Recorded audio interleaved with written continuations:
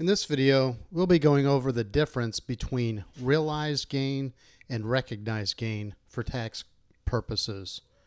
This question comes from a listener to one of our prior videos who saw a tax form.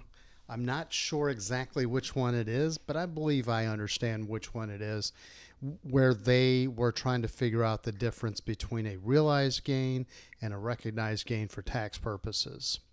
So we'll get to that form in just a moment, but first things first, let's talk about how the IRS captures the definition of each of these terms.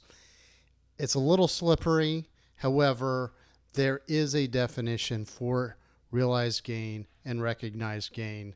You have to dig deep into IRS publication 544, which discusses the sales and other dispositions of assets.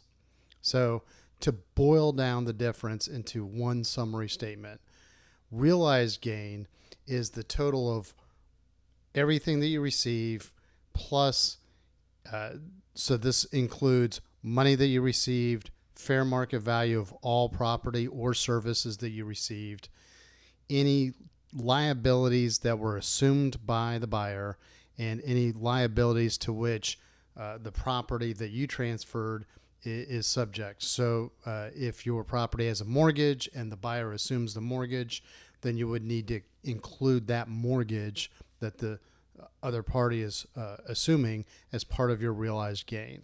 And of course, you would account for basis to calculate your realized gain.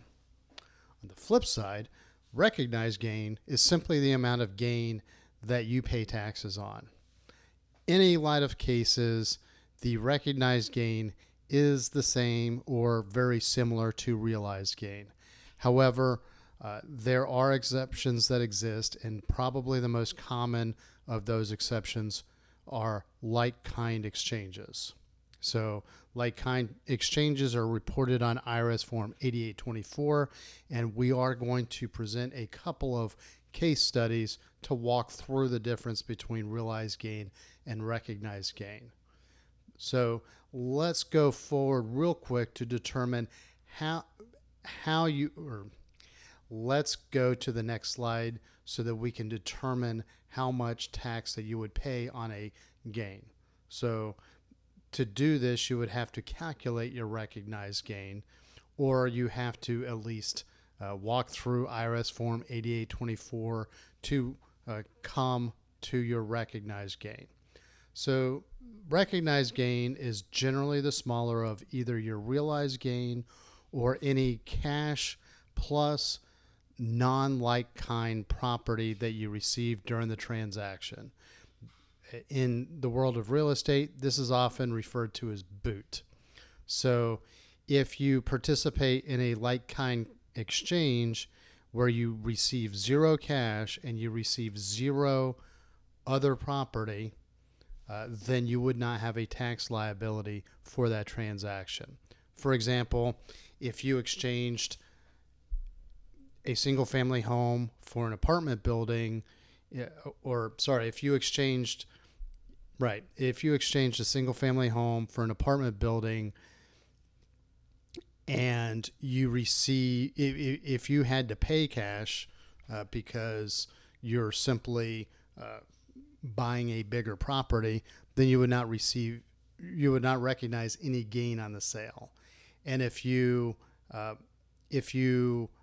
did the other way, where you exchanged an apartment building for a single family house, if you received cash from that, then you would recognize a gain from that sale.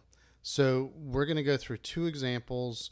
Both of these are in IRS publication 544, so I've changed no information, but we're going to walk through the numbers, and then we're going to show you how they play out on IRS Form 8824 so you can actually see how this would be reported. So the first example is the sale of a business building. So according to the IRS example, this building cost $70,000. There were permanent improvements of $90,000, and depreciation was taken at $10,000. The sales price included $100,000 of cash, $20,000 of like-kind property. The publication example doesn't specify like-kind property, so we've tailored that in this example accordingly. So this is like-kind property, $3,000 worth of real estate taxes that the buyer assumes, $17,000 mortgage assumed by the buyer, and then selling expenses of $4,000. Let's take a look to see how this translates into the realized gain. And again, before you can recognize gain or determine what your recognized gain is, you need to first understand what your realized gain is. So the amount realized consists of the cash, which was $100,000, the fair market value of the property received, $20,000, the taxes and the mortgage assumed by the buyer, that's another $20,000, minus the selling expenses. So all told, the total amount realized is $136,000, and then we need to take out the adjusted basis. So the purchase price of $70,000 plus the improvements gives us a $90,000 cost, minus the $10,000 of depreciation gives us a total basis, adjusted basis of $80,000. So the realized gain is simply the $136,000 minus the $80,000, or $56,000. Now, let's take a look on how that relates to our recognized gain. So, the amount recognized, again, is the smaller of the cash and other non-like-kind property received. In this case is $100,000, or the realized gain. So the amount realized was $56,000, and it's also the amount that's recognized. So let's take a look on how this would be reported on IRS Form 8824. So we'll skip over a lot of the first page. This is basically dates and information and things of that nature. We're going to focus on part 3, which is where we actually do the tax calculation. So we'll start on line 15, and I'll explain why we're not going up here. It's because this describes the fair market value of property that you gave up. So this does not count in our specific example, but if you did trade a piece of real estate for something else, like that apartment building, then you would put the value of that property that you gave up. So in this case, we have the cash received, the fair market value of any property received, plus net liabilities, reduced by any exchange expenses that you incurred.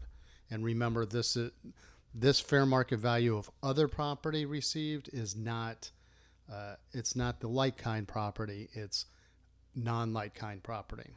So that's $116,000. We add the fair market value of like-kind property received here, $20,000. So we arrive at our $136,000 in line 17. We back out the adjusted basis on line 18, and line 19 is our realized gain, where we subtract the $80,000 from the $136,000. So on line 20, we will enter the smaller of either line 15 or line 19, and in this case, it's line 19, so that's $56,000. We're assuming no ordinary income under recapture rules in this situation, so we subtract this and then subtract line 21 from line 20, and we get $56,000.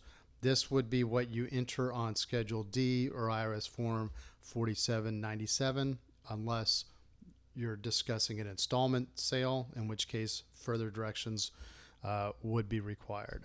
And then we're going to bring this down, and that's $56,000. So that's how that first transaction is reported. Now we're going to go over an example where we discuss a transaction where there's a partially non-taxable exchange.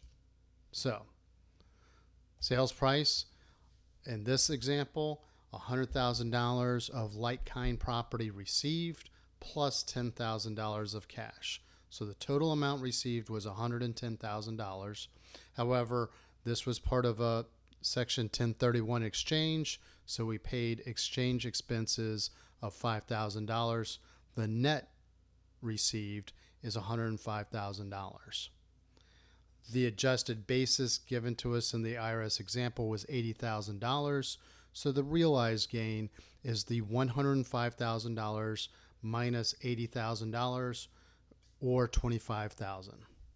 The recognized gain, it's the smaller of the realized gain or the net cash received. So the net cash received is the $10,000 minus the $5,000 of exchange expenses. And so that would be the recognized gain. And again, if we had $10,000 of expenses, then you could see this becoming a completely non-taxable exchange.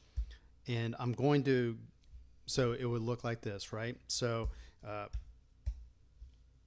now the thing is, it's not a completely non-taxable transaction.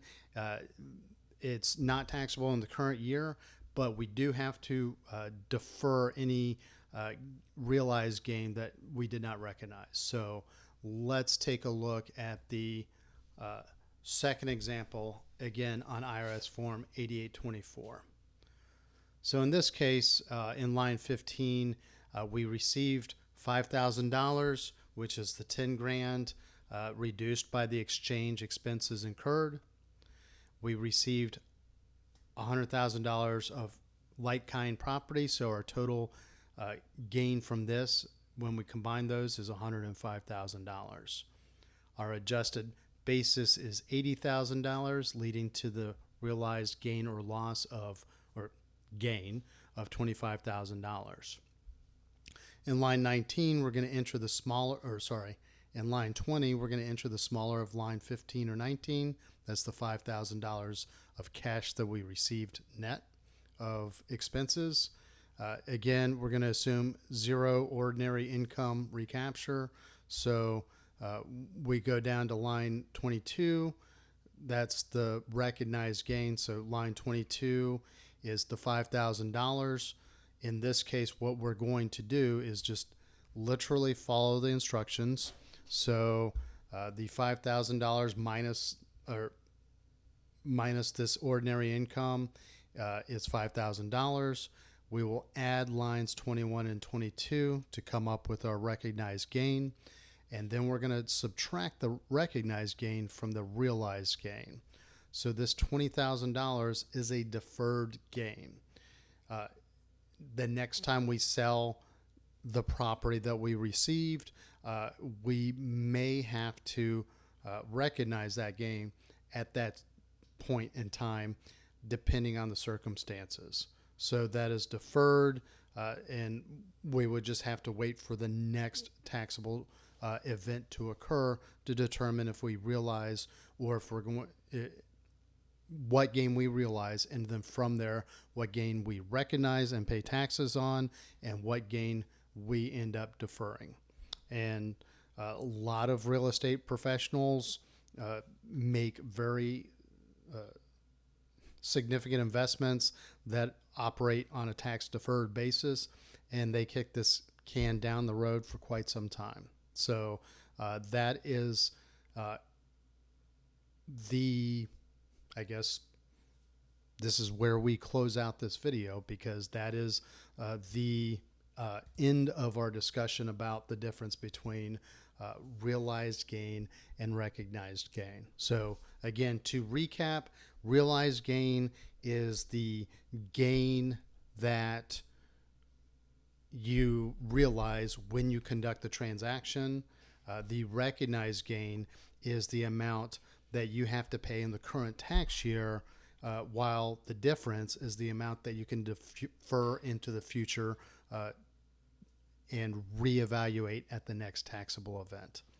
So we've come to the end of this video. We'll put links in our show notes for articles and videos related to forms that we've discussed in this video, specifically IRS Form 8824, installment sales, IRS Form 4797, and Schedule D. So we'll put links in the show notes to all of those. If you like our articles, please subscribe to our newsletter. If you like our YouTube videos, please subscribe to our YouTube channel. And if you have any questions or comments, or if there's another topic that you'd like to see in an upcoming video, please hit me up in the comment section. Thank you very much and have a great day.